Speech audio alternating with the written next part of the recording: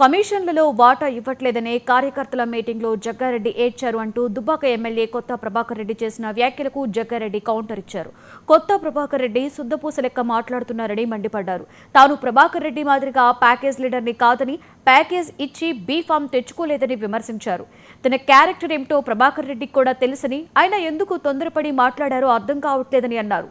Alibaba 40 దొంగలకు కేసీఆర్ కుటుంబానికి పెద్ద తేడా లేదన్న జగ్గారెడ్డి ఈ దొంగల్లో ప్రభాకర్ రెడ్డి కూడా ఒక దొంగే అని విమర్శించారు.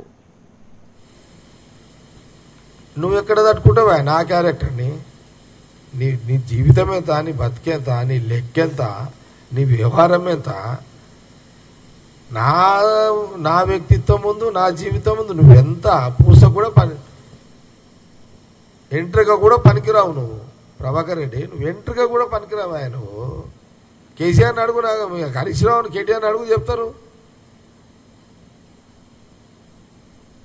నీ ఆస్తి, నీ సంపాదన నా దగ్గర నుండి ఈ పాటికి రైతులకు ఇచ్చేస్తుంటే నీకున్నదే అట్లా పంచుతావు?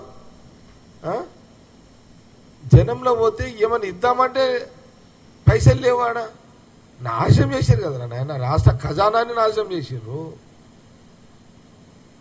ఎక్కడ వదిలిరా నాయన మీరు, ఎక్కడ వదిలిరా నాయన?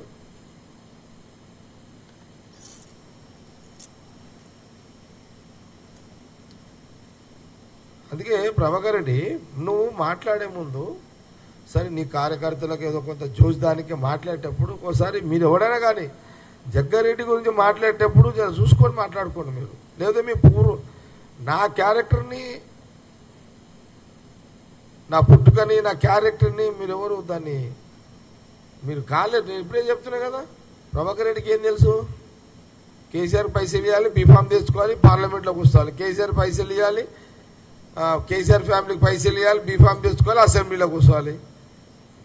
నీకు నాకు ఫరక్ లేదావా ప్రభాకర్ రెడ్డి? ప్యాకేజ్ ఇవ్వాలి, బీఫామ్ తెచ్చుకోవాలి. నేను ప్యాకేజీలో లీడర్నా ఏమన్నా?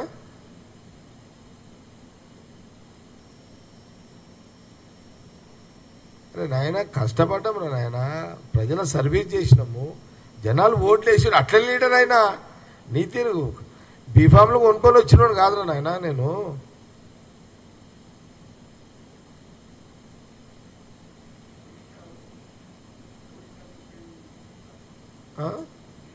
విన్నారా?